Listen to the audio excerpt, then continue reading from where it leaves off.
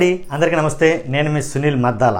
ఏంటంటే తెలుగుదేశం పార్టీ 144 స్థానాలకు గాను అంటే పొత్తు ధర్మంలో భాగంగా తమకు వచ్చినటువంటి 144 స్థానాలకు గాను 139 స్థానాలకు అభ్యర్థులు ప్రకటించేసిందండి. అక్కడ వరకు చాలా క్లియర్గా తెగ్గొట్టేసింది, దాంట్లో డౌటే లేదు. కానీ మిగిలినటువంటి ఇంకా చెప్పాల్సినటువంటి ఇంకా వెల్లడించాల్సినటువంటి ఇంకా అభ్యర్థులు ప్రకటించాల్సిన స్థానాలు ఎన్నరా అంటే 5. ఈ 5 స్థానాలకి అత్యంత ప్రాముఖ్యత ఏర్పడింది ప్రస్తుతం. ఏంట్రా అసలు విశేషాలు ఏంటి, దాంట్లో ఉన్న అంతంత ప్రాముఖ్యత ఏంటి, ఎందుకని ఆ స్థానాలు ఇంకా పెండింగ్లో ఉంచింది, ఆ స్థానాలకు అభ్యర్థులు లేరా లేకపోతే ఉన్నారా లేదా అని చాలా రకాల చర్చలు అయితే నడుస్తున్నాయి. ఏంటనేది మనకు ఒక క్లారిటీ కోసం ఒక కంక్లూజన్ ఇద్దామన్న విషయంలో అన్నట్టుగా మనం ఈ వీడియో చేయబోతున్నాం. చూస్తున్నాం మీరు అందరూ కూడా. మన రిక్వెస్ట్ ఉందండి, ఏంటంటే లైక్ చేయండి. ఈ వీడియో చాలా మందికి అయితే షేర్ అవ్వాలి. కాబట్టి లైక్ చేయడంతో పాటే మీ అమూల్యమైన అభిప్రాయం ఈ వీడియో పూర్తిగా చూసి కామెంట్ చేయడం మర్చిపోవద్దు. మీ అభిప్రాయం ఏంటో నాకు తెలియజేయండి. అలాగే సబ్స్క్రైబ్ చేయడం మర్చిపోవద్దు. మన ఛానల్ ఇంకా ముందుకు తీసుకెళ్ళాలి, సబ్స్క్రైబ్ చేయడం మర్చిపోద్దు ఎట్టి పరిస్థితుల్లో కూడా. టీడీపీ 144 స్థానాలకు గాను 139 స్థానాలు చెప్పేసిందండి. ఇంకా మిగిలి ఉన్నాయి ఏంటంటే 5. ఆ 5 ఎందుకని పెండింగ్లో ఉన్నాయి, అసలు 5 ఏంటనేది ఒకసారి చెప్తాను. దాని గురించి అసలు దీంట్లో ట్విస్ట్ ఉందో దానికి నేను వీడియో ఎండింగ్లో అయితే చెప్తాను. ఏంటంటే కనుక 1 దర్శి, ఆలూరు, గుంతకల్, అనంతపురం అర్బన్, రాజంపేట, ఇవండి 5 స్థానాలు. ఈ 5 స్థానాలు కూడా 170 ఏదైతే ఉన్న 144 స్థానాలు ఉన్నాయో 144లో డెఫినెట్గా గెలుస్తాయి. 100% అక్కడ ధీమా కలిగినటువంటి అభ్యర్థులు ఉన్నారు. నెంబర్ 1 స్థానాలు ఉన్నాయి. టీడీపీ ఖాతాలో 100% జమ అయ్యే స్థానాలు ఏమన్నా ఉన్నాయంటే కనుక ఈ 144లో ఈ 5 ఇంపార్టెంట్. నిజంగానండి, ఈ 5 కూడా బలమైన అభ్యర్థులు ఉన్నారు. ఎవరికి? తెలుగుదేశం పార్టీకి. అలాంటి 5 స్థానాలు ఇంకా పెండింగ్లో ఉంచడానికి కారణం ఏంటంటే సరైన అభ్యర్థుల్ని అంటే అవసరానికి మించి అభ్యర్థులు ఉండడం అక్కడ.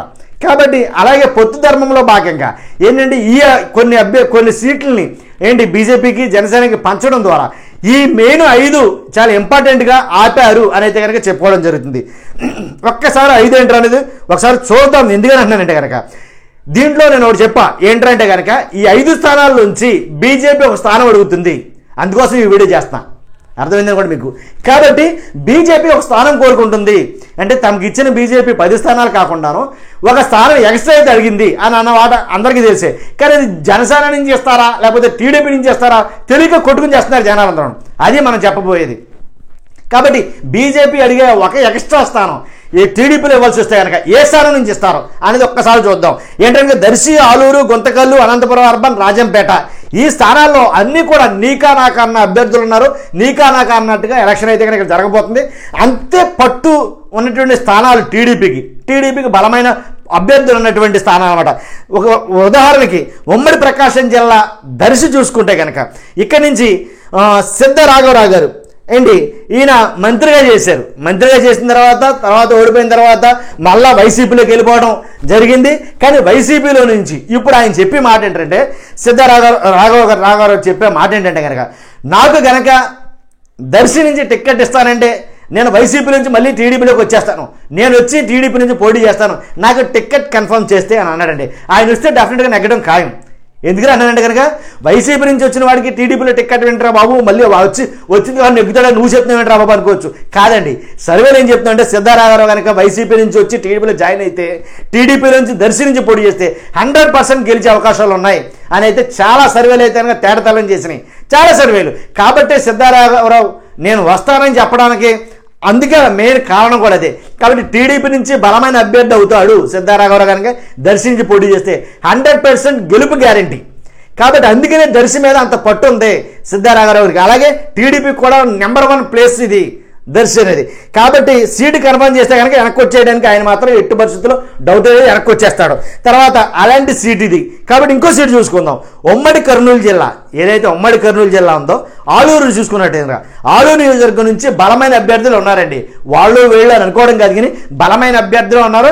100% ఆలూరు కూడా టీడీపీ ఖాతాలో జమ అయిపోయే సీటే. కాబట్టి తిరుగులేనటువంటి ఆధిక్యత సంపాదించగలిగిన స్థానం కూడా ఆలూరు. అలాగే ఇంకోటి ఉమ్మడి అనంతపురం జిల్లా నుంచి గుంతకల్ని చూసుకుంటే కనుక ఇక్కడి నుంచి చెప్పనవసరం లేదు మీకు. ఆల్రెడీ గుమ్మనూరు జయరాం గారు ఆలూరు సిట్టింగ్ ఎమ్మెల్యే అయిన గుమ్మనూరు జయరాం గారు ఆలూరు సిట్టింగ్ ఎమ్మెల్యే గుంతకల్లు అడుగుతున్నారు. ఆయన ఆలూరు సిట్టింగ్ ఎమ్మెల్యే గుంతకల్లు అడుగుతున్నారు. ఎందుకంటే గుంతకల్ నుంచి అయితే కానీ నేను నెగ్గగలను, నాకు 100% నాకు నెగ్గే స్కోప్ ఉంది అని చెప్పేసి ఆయన అడగడం ద్వారా మరి ఆయనకి ఉమ్మడి అనంతపురం ఈ గుంతకల్ నుంచి ఇస్తారని అయితే కనుక చాలామంది మాట్లాడుకున్నారు. ఇస్తే కనుక నెగ్గే సీటే, అది కూడా దాంట్లో డౌట్ అయితే లేదు. కాబట్టి రాజంపేట చూసుకుంటే కనుక రాజంపేట కూడా సేమ్ అండి, నెంబర్ వన్ స్థానం ఇది కూడా. ఇక్కడి నుంచి కూడా టీడీపీ అభ్యర్థులు చాలా స్ట్రాంగ్గా ఉన్నారు. అలాగే టీడీపీ ఎలా అంటే గ్రౌండ్ లెవెల్లో కూడా చాలా బాగా సిద్ధం చేసుకుంది, మంచి ప్లాట్ఫామ్ని ఏర్పాటు చేసుకుంది.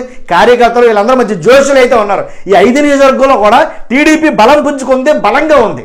అలాంటి 5 నియోజకవర్గాల్లో బీజేపీ అడుగుతున్న ఒక సీట్ ఎక్కడి నుంచి ఇస్తారు, అసలు వీటిలో ఏ సీట్ ఇస్తారు అనుకుంటే కనుక మన అభిప్రాయం అడిగితే కనుక ఒకవేళ మీకు నేను చెప్పాల్సి వస్తే కనుక బీజేపీ 5 సీట్లలో కనుక టీడీపీ వదులుకోవాల్సి వస్తే నాకు తెలిసి నేను ఆల్రెడీ ఇంతకుముందు వీడియో చేశా.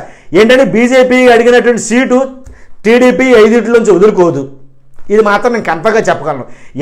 మరి బీజేపీకి సీట్ ఎలా ఇస్తారయ్యా వదులుకోపోతే అని మీకు డౌట్ రావచ్చు.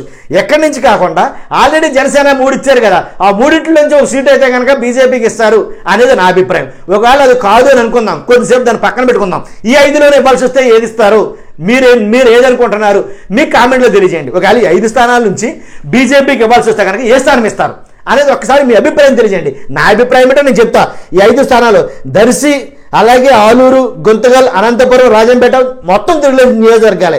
కానీ వాళ్ళు ఇవ్వాల్సి వస్తే కనుక ఏంటి ఆలూరు నుంచి ఇస్తారేమో ఒకవేళ ఇవ్వాల్సి వస్తే కనుక. ఎందుకంటే బీజేపీ అడుగుతుంది కూడా. ఒకవేళ బీజేపీ అడగాల్సి వస్తే జనసేనలో ఉన్నటువంటి 3 నియోజకవర్గాలు కాకుండా ఈ నియోజకవర్గాల నుంచి అడగాల్సి వస్తే కనుక 5 నియోజకవర్గాల నుంచి ఏ నియోజకవర్గం అడుగుతుంది అంటే ఆలూరు అడుగుతుంది. ఒకవేళ జనసేనకి ఇచ్చినటువంటి 3 నియోజకవర్గాల నుంచి బీజేపీ కోరుకుంటే కనుక ఆల్రెడీ నేను చెప్పాను కదా పాలకొండ. కాబట్టి ఆ పాలకొండ నుంచి కనుక పాలకొండ టికెట్ ఆశిస్తుందేమో బీజేపీ అనేది నా అభిప్రాయం. ఒకవేళ పాలకొండ ఆశిస్తే కనుక పాలకొండ డెఫినెట్గా ఇచ్చేయచ్చాను. ఎందుకని జనసేన పాలకొండ టికెట్ చాలా డౌట్ఫుల్గా అక్కడ ఉందన్నమాట. కాబట్టి కొంచెం వీక్గా ఉంది, ప్రత్యర్థి బలంగా ఉన్నారు. కాబట్టి పాలకొండ టికెట్ వదిలేసుకున్న తప్పులేదు. ఎందుకంటే already Janasena P Gannavaram ticket తీసుకుంది కాబట్టి. అర్థమైంది అనుకోండి మీకు. పి గన్నవరం టికెట్ యాక్చువల్గా పొత్తులో లేనిది, అసలు మాట్లాడుకుంది, అసలు ఊహించింది. అసలు జనసేనకు సంబంధించిన టికెట్ని పి గన్నవరం టికెట్ని అడిగి రిక్వెస్ట్ చేసి పి గన్నవరం తీసుకున్నారు. కాబట్టి ఒకవేళ వదులుకోవాల్సి వస్తే ఈ 5 కాకుండా జనసేనలో ఒక టికెట్ వదులుకుంటారేమో. ఇది రాజకీయం కాబట్టి అంటే మనం అనాలిసిస్ చేస్తున్నాం అంతే దీన్ని.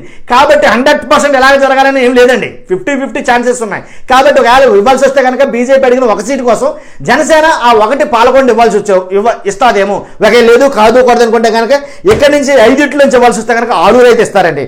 ఎందుకంటే ఆలూరు ఈ 5 నియోజకవర్గాల్లో కొద్దిగా గొప్ప డౌట్గా ఉన్నది మాత్రం ఆలూరే. సర్వేలో కొంచెం వీక్గా ఉన్నది మాత్రం ఆలూరు నియోజకవర్గం. కాబట్టి 5 నియోజకవర్గాలు కూడా బాగున్నాయి.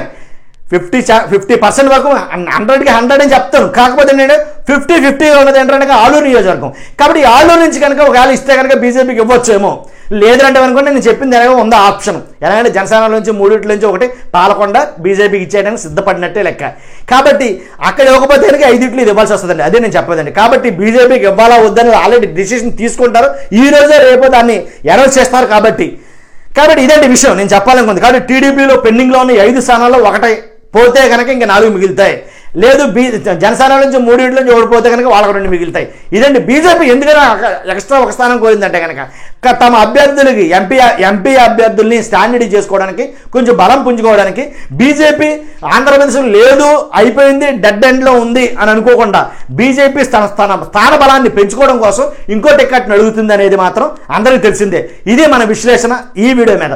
చూస్తున్న మీరు అందరూ మర్చిపోవద్దు, ఖచ్చితంగా లైక్ చేయండి, 100% సబ్స్క్రైబ్ చేయండి. Thank you very much.